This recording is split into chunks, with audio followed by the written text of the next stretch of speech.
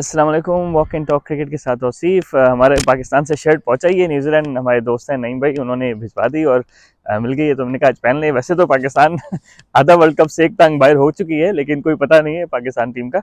अच्छा, थोड़ा सा आज प्रीव्यू करेंगे, बल्कि हाईलाइट्स को डिस्कस करेंगे अफगानिस्तान वाले मैच की, अफगानिस्तान वर्सेस पाकिस्तान। और अफगानिस्तान ने बड़ा क्या कहते हैं प्रोफेशनली खेलकर पाकिस्तान को आउट प्ले किया in all aspects of the game, whether it's batting, bowling और फील्डिंग और technical side of the games as well. तो फेयर प्ले अफगानिस्तान, कोई ये कि फ्लूक नहीं है। Afghanistan actually played well and they deserve to win. अच्छा, अब अगर हम ओवरऑल पाकिस्तान के परस्पेक्टिव से बात करेंगे यार, what went wrong for Pakistan, तो ऑब्वियसली पिछले जो 2 मैच हारे हैं उसके बाद momentum, you lose the momentum, और that's one of the down side of Pakistan team right now, कि जब आप 2 मैचेस हार जाते हैं तो फिर वो आपके साथ रहता है। अच्छा, अब पाकिस्तान ने चेंजेस क्या की, तो एक वो अपने नवाज बीमार हो गए और उनकी जगह शादाब को ले आए। आई गेस कि बेंच में कोई और ऑप्शन थी भी नहीं हमारे पास, शायद वो उनको खिला सकते थे, क्या नाम है अपना, आगा सलमान को, लेकिन आई थिंक कि that was probably Shadab was probably more sensible option. और अब सबसे पहले मेरा पिछला अपने व्लॉग देखा होगा, मैच से पहले मैं यही कह रहा था कि यार लग रहा है कि अफगानिस्तान अपनी टीम जो सेलेक्ट कर रही है वो पहले बॉलिंग के हिसाब से कर रही है। तो पाकिस्तान ने टॉस जीत गया तो वहाँ पे मेरा ख्याल है पाकिस्तान ने वही गलती की जो मैं हाईलाइट कर रहा था कि यार पहली इनिंग में जो बॉल ग्रिप है वो बेहतर होगा, पहली इनिंग में बॉल बेहतर ग्रिप होगा, और जो सेकेंड इनिंग में थोड़ी सी विकेट पेस पकड़ लेगी, जो चेन्नई का होता आ रहा है रिसेंटली। ठीक है, अब they are heavily reliant on spin bowlers Afghanistan. अगर वो सेकंड बॉलिंग कर रहे होते तो शायद उनके स्पिन बॉलर उतने ज़्यादा इफेक्टिव ना होते जितने फर्स्ट बॉलिंग में। एक तो चीज़ ये हो गई। दूसरा ये कि उन्होंने ज़रा कि एक फास्ट बॉलर कम खिलाना था, तो वो भी fast bowlers are more conducive in the second inning में, थोड़ा सा स्विंग होने का चांस है because of the drop in temperature.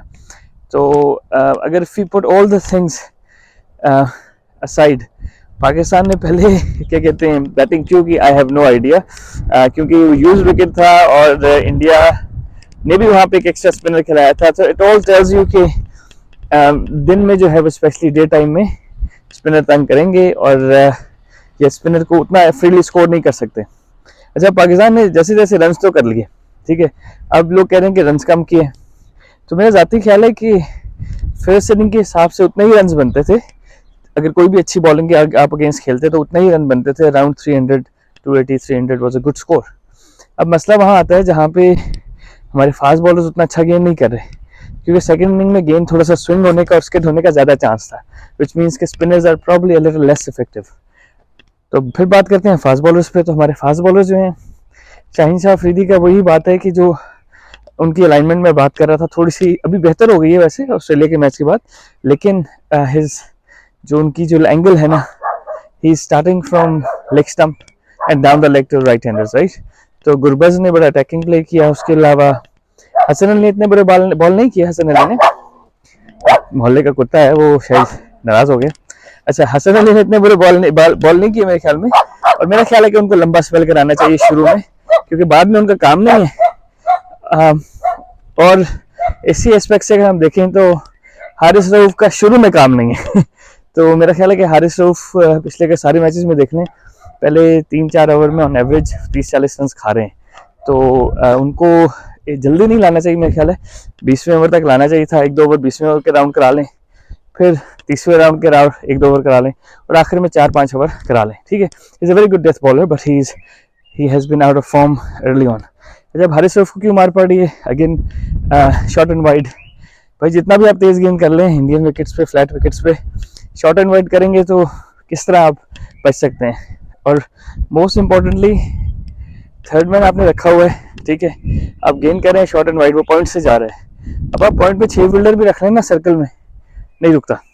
ये कर सकते थे आप कि आप शॉर्ट थर्ड मैन और गली रख लेते, सर्कल से डीप पॉइंट रख लेते, फिर भी बचत हो सकती थी। तो आई डोंट नो कप्तान का कसूर है या हारिस रऊफ का अपना कसूर है, बहरहाल ही इज टू प्रेडिक्टेबल। अगर मेरा ख्याल हो तो उसको रेस्ट करा देना चाहिए था। इस मैच में भी मेरा ख्याल रेस्ट बनता था, लेकिन अब तो उसका रेस्ट बनता है। कोई पता नहीं साउथ अफ्रीका के खिलाफ खिलाते हैं कि नहीं। उसके बाद Shadab Khan bowling wise struggle कर रहे हैं, नथिंग टू ऐड।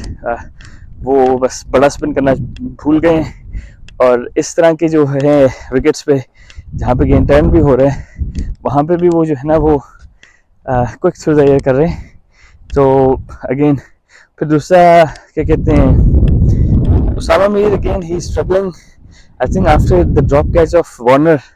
उसके बाद से वो बेचारे स्ट्रगल ही कर रहे हैं। बुरे बॉल नहीं किए again, in between he ball really well, लेकिन मेरा ख्याल है कि रिजवान थोड़ा सा उनको डिस्टर्ब कर गए पिछले मैच में, ऑस्ट्रेलिया वाले मैच में, कि अपनी मर्जी से बॉल कराना चाह रहे थे रिजवान, और उन्होंने इतनी ज़्यादा गेम्स इकट्ठे खेले भी नहीं है।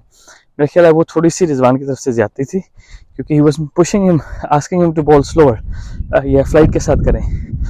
वो जब वो फ्लाइट के साथ भी करता है तो उसकी ट्रेजेक्टरी डिफरेंट है, वो हाफ वॉलीज करने लग जाता है, ठीक है। तो आई थिंक थोड़ा सा रिजवान का उसमें इम्पैक्ट है।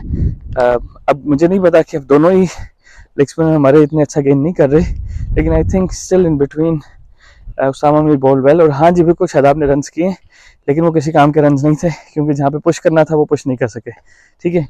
तो अब उन्होंने जगह पक्की करने के लिए 30-40 रन किए, रन बॉल, तो आई डोंट नो बारी की है उसने इफ्तिखार ने। यू कैन सी कि ही वाज ट्राइंग टू क्या कहते हैं, जो हमने एक्स्ट्रा पाकिस्तान ने 260 की जगह 280 कर लिया, तो इफ्तिखार की मेहरबानी। अच्छा अब हाँ ये ज़रूर हो सकता है कि अगर शादाब ने ऐसी बॉलिंग करनी है और ऐसी क्या कहते हैं विकेट्स हैं, तो शायद आगा सलमान को ही खिला लें, एक बैट्समैन तो ऐड हो जाएगा, और आगा सलमान इनोवेटिव बैट्समैन है, थोड़ा तेज़ खेलने की कोशिश करेगा। अच्छा अब क्या कहते हैं, टेक्निकल साइड की चीज़ों को दोबारा हम अगर डिस्कस करें तो डेफिनेटली बाबर आजम की कप्तानी के ऊपर बात आ गई है, and his bowling changes and everything, क्योंकि एक तो बॉलिंग चेंजेस है, फिर दूसरा बॉलर्स को कॉन्फिडेंस देना है, क्योंकि मार तो इंडिया में बहुत पड़ती है और सबको पड़ती है, ठीक है। अब उनको वापस किस तरह आना ये है, कुलदीप यादव को मार पड़ी न्यूजीलैंड के खिलाफ, लेकिन कप्तान थे, उसको अपनी मर्जी से दोबारा वापस लेके आए और वापस गेम में वो आए। हमारा ये प्रॉब्लम हो रहा है कि जब हमारा एक बॉलर मार खा रहा होता है तो ऐसे लगता है वो बेचारा अकेला ही है समझ रहे हैं। तो ये थोड़ा सा कप्तानी का इसमें थोड़ा बहुत तो होगा इम्पैक्ट। बाकी फील्ड प्लेसिंग वाला भी बिल्कुल उनके जो लेग स्पिनर्स थे या स्पिनर्स थे उन्होंने थोड़ा सा स्क्वायर लिया हुआ था, क्या कहते हैं कवर पॉइंट या डीप जो स्वीपर था ना, कवर स्वीपर थोड़ा स्क्वायर लिया हुआ था, पाकिस्तान ने थोड़ा सीधा लिया हुआ था, और इसी की वजह से हमारे 3-4 बाउंड्रीज तो वहाँ से गए हैं और उनके नहीं गए। तो मतलब जब वो बैटिंग कर रहे थे उनके गए हैं, और जब हम बैटिंग कर रहे थे हमारे नहीं गए, क्योंकि उन्होंने बंदा थोड़ा स्क्वायर रखा हुआ था। स्लो विकेट पे एक्स्ट्रा कवर मारना आसान नहीं है, तो I think they played better technical cricket.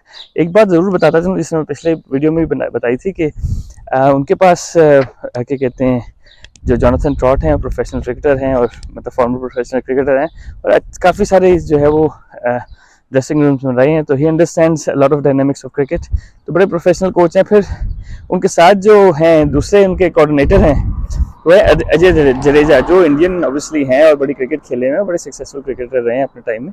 अब Jadeja has the local knowledge and he understand the culture of Asian teams, right. Afghani players का उनका कल्चर समझते हैं, तो मेरा ख्याल है उन्होंने उनको थोड़ा सा प्लेयर्स को थोड़ा सा मोटिवेट भी किया होगा और मेंटली स्ट्रॉन्ग किया होगा। अगर coming down to the mental side of the game, so I think Pakistan needs a sports psychologist there with them. Reason उसका ये कह सकता हूँ कि जो शॉट्स मार के हमारे प्लेयर्स आउट हुए हैं ना, there is a huge question mark on those shots, और वो अगर मेंटली आप थोड़े से स्ट्रांग हो तो वो शॉट्स आप नहीं खेलेंगे। रिजवान की बात करें तो पहली गेंद पे ही 6-7वें स्टंप से स्वीप मारे हैं, उस बॉल को मारे हैं जिनको पिक नहीं किया, वो चाइनामैन थी, it was going away from him.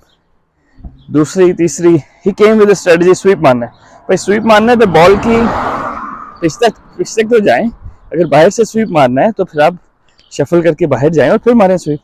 तो I think he just single mind के साथ आए थे वो, और प्लान जो था वो मतलब कंड्यूसिव नहीं था उन कंडीशंस के हिसाब से, थोड़ा सा स्लो विकेट था, ठीक है। और आई डोंट नो किसने उसके साथ ये प्लान बनाया, लेकिन again mental side of the game is very important है।